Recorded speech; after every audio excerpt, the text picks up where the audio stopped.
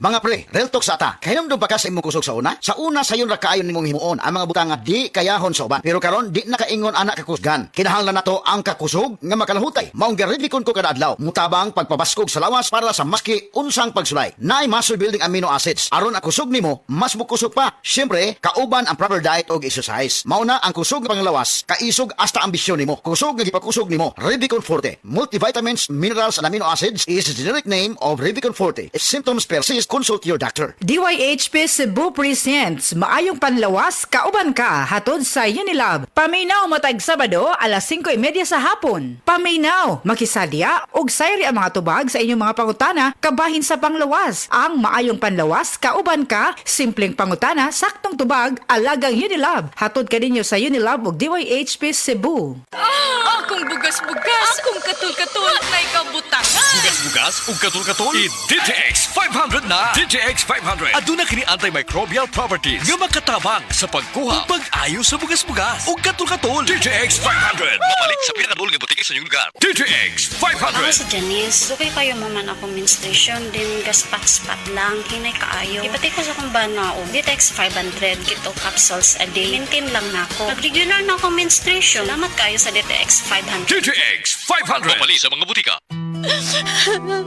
Oh, day, gano ka?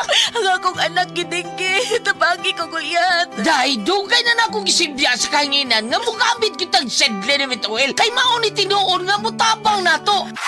Ang pagsalig sa mga produkto sa Sed Marketing o sa Sedlenimate oil may usa sa pagdipinsa sa atong kaugalingon. Labi na yun sa dinggi, way lamok na makaduol nimo kung mugamit ka sa Sedlenimate oil. Sukad karon gayat, mugamit ako sa Sedlenimate oil ug ang akong tibuok pamilya kay dako kaayo gasto kung madenggi ka. Sedlenimate oil, produkto sa Sed Marketing Incorporated. Kini si Max Urban. Kape nga gipaabot sa masa, Sid Panyawan Coffee, pait ang panlami iyang timpla. Sid Panyawan Coffee, paras mga batan-on ug tigulang. Sid Panyawan Coffee, sa panglawas makatabang. Sid Panyawan Coffee, kape nga pangmasa, kaping dili mahal, gaan sa bulsa, sa grocery ayaw ninyong kalinti.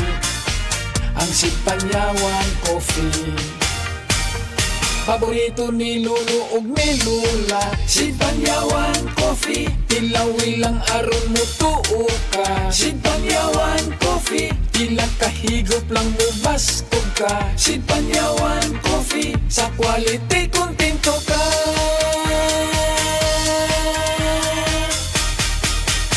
Produkto sa Sid Marketing Incorporated.